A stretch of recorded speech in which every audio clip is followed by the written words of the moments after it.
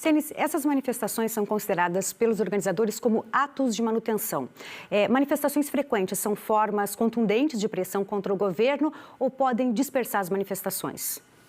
Olha, acho que, Ana, nós estamos num momento que é muito peculiar, ou seja, um governo que está passando aí por uma crise severa em várias dimensões, na questão de corrupção, com a CPI, questão da crise econômica, questão da pandemia e etc., com um represamento dessas manifestações por conta da própria pandemia, né? Elas estão começando a voltar quando a pandemia mostra alguns sinais aí de um certo controle. Então, assim, você tem uma sobreposição de fenômenos, um represamento de um lado e um momento agudo do presidente, de crise na popularidade do presidente de outro.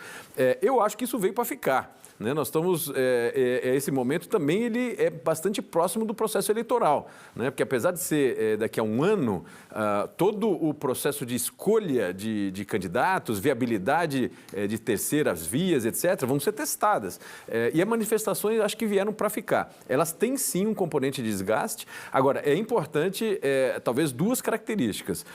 Uma, o professor Cláudio acabou de mencionar na entrevista, volume nas manifestações e a distribuição geográfica, se é só numa região, se está distribuído. E o que eu estou mostrando é um volume razoável e muita distribuição. A outra questão é se ela está pegando um espectro político amplo, né? Que eu acho que é outra dimensão importante. Se ela tiver, como foram as diretas ou outras manifestações, os caras pintadas lá no Collor, que ganha uma conotação não de um espectro ideológico estrito, mas de uma manifestação ampla, que eu acho que é o que tende a ocorrer, eu acho que é uma terceira característica bastante relevante para a gente prestar atenção. E como você vê a disputa das ruas nos atos pró e contra o governo? Olha, eu acho que a chance do governo mobilizar em número, em extensão, mais pessoas do que toda a oposição é baixo. Os grupos bolsonaristas eles são mais radicalizados, mas muito restritos, né? Você não tem nem a própria noção de que a gente está falando do bolsonarismo. Isso não é um partido, não é uma ideologia.